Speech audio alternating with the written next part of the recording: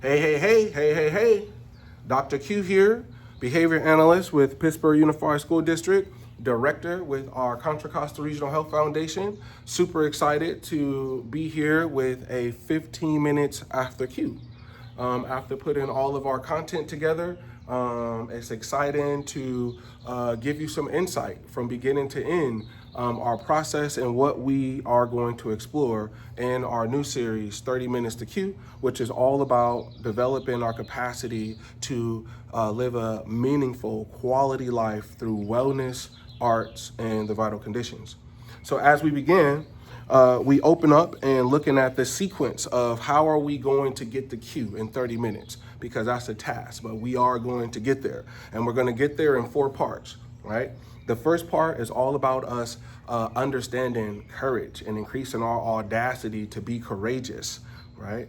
And understanding how change begins and it's often maintained by courage. We're going to then transition into entering the queue, which is all about us checking in, right? In a very meaningful, dynamic way, but also very simple, paper, pencil, because it's all about us noticing where we are. We also then from 2, after we do our check-in, we're going to transition into our primary art intervention, which is going to be all about creating the perfect day. And utilizing that as a platform to examine what is our process of beginning, and particularly doing beginnings that are uncomfortable, right? That's what I love about the arts. Art gives us a capacity to immediately share this internal process to external others, right? So that's definitely something that we'll be doing throughout this process, is sharing ourselves with one another, because that's a big part of the vital conditions. It's about belonging, right? And us having access to one another.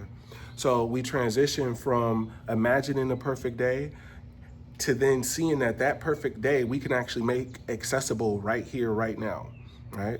And as we transition out and practicing the next steps, it's about how can we actually leverage the tools today to actually aid us in perhaps identifying, keeping us on the path, and moving us towards Q, right? Which again is all about wellness through the arts and increasing the conditions that raise our joy. So as we get into the presentation, we start off with some psychoeducation around building C. C is all about confidence, and the more confident we are, that naturally amplifies Q, right? Because confidence doesn't come by accident. We're going to be exploring how the true, pure confidence is internal, and it comes from our identity to identify and overcome meaningful goals or obstacles, right? And then doing that, we're going to be talking about how courage is a part of that, because it's tied to action, and it's particularly tied to this idea of what happens when we don't feel like acting, like going to the gym. You know, how many times we want to go to the gym, or we want to, engage in a meaningful diet, and it's not the want, right? But it's the willingness, and also the willingness when we are afraid, particularly. So we're going to go into that around the psychoeducation around courage. And we're going to summate this by saying, hey, listen, courage really drives competency, which actually amplifies confidence.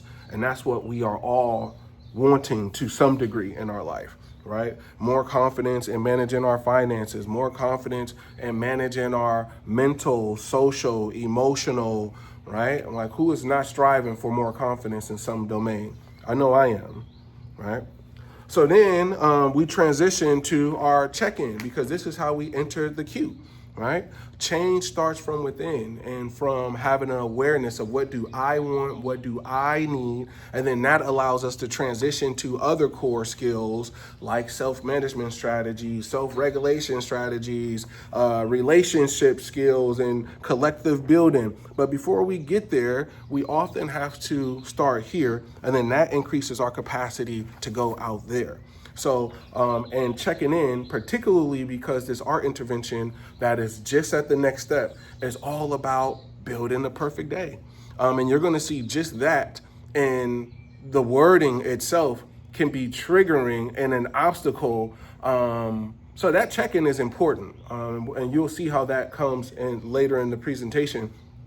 But particularly to the art intervention, before we can build a perfect day, we have to notice how we are arriving today, because perhaps that's what's getting in your way, right? It's what you're holding right now, right? And how you're holding it.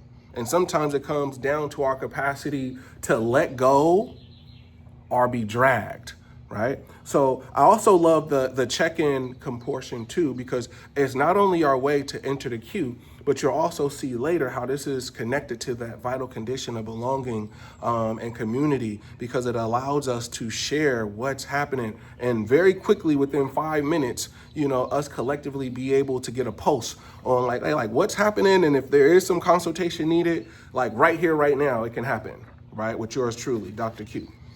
And the community, because no one person has the answer. That's what I love about the framework of the vital conditions, which talks about what are the conditions that amplify wellness. And it says, hey, it's about co-learning. It's about co-developing. No one person has the answer.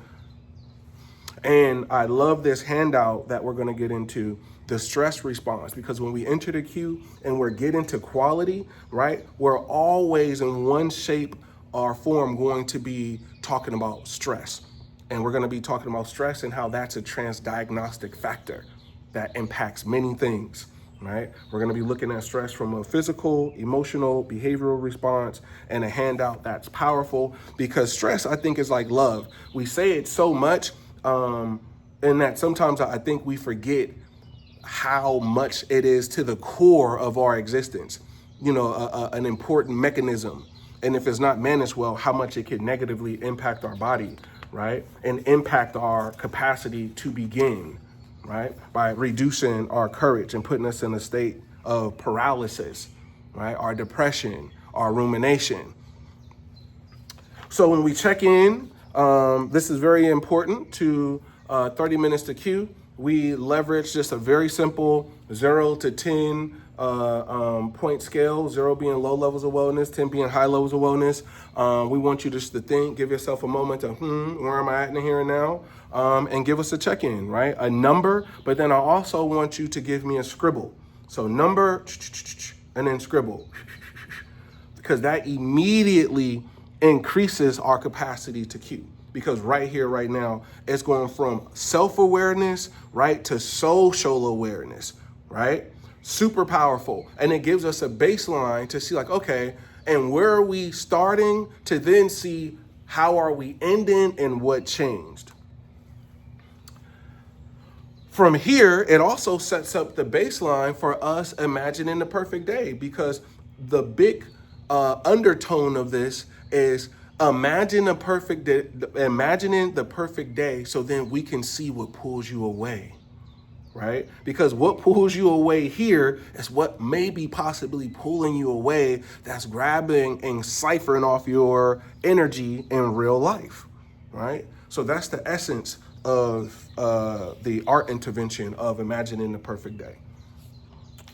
Because it's all about giving us the capacity to eliminate barriers and try to create such a perfect container for us to be able to move freely. And even with that, it's amazing to see sometimes how we can uniquely restrain ourselves from within, and stop us from having that courage to begin. So when we come out of that visualization, we then focus on, hey, what was that about? So we now have the vision of the perfect day. What does that mean? It's about that being the compass. And it's also about that being the landmark for what does forward looks like. Because it's in taking aspects of that perfect day and zooming in or zooming out together that we come into realization that, oh man, it's aspects of the perfect day that we can have right here, right now, right? So we're not chasing perfection in the art. It's about examining what was that like, beginning to identify solutions in the experience, what pulled you away, and then amplifying the joy and aspects of the wellness world. Because oftentimes, 99% of the time when people come out of this experience, they're identifying things like social wellness, being together with someone, environmental wellness, being outside by water, right? Financial wellness, like all of these things are accessible if we actually together can come and manage them in very specific, measurable, attainable, right? So this is that platform for us to do that, to realize like right here, right now, we can have the perfect day. And in doing that, we have to expect that just like in that intervention, I'm sure things automatically came up that pulled our attention. Within that, we go into shifting from the status quo to Q, because we got to realize whether we're talking about automatic negative thoughts, rumination, depression, right? All of those are not negative, right? Those are things to really keep us safe and maintain homeostasis, right? But after some point in time, sometimes there comes a point where we have to move away from that, right? So in this section, we look at how does stress, that response that we talk about, pair with this thing called automatic negative thinking, rumination, and if we're not mindful, it can activate this depression spiral. Then we go into actually, before we go into our assertive communication piece, we have some powerful handouts because the negative thinking, challenging the negative thinking, I love it because oftentimes these are things that we do automatically, and the more that we can increase our awareness, the more that we're able to overcome it.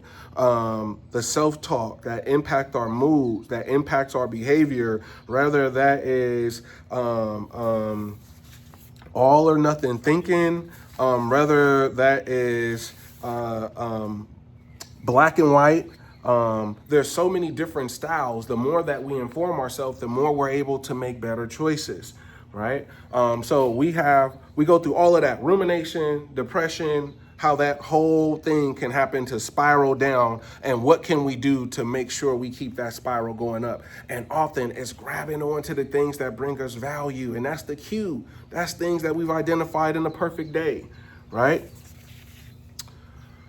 So then we go into introducing the garden snake, because the garden snake, it allows us to then go into this idea of problem solving, right? And assertive communication, and then highlighting problem solving allows us to identify the pathway, right? But it's allowing us to regulate and then assert ourselves to communicate to external others that really gets us to Q, right? Is in relationship and working with ourselves and other people.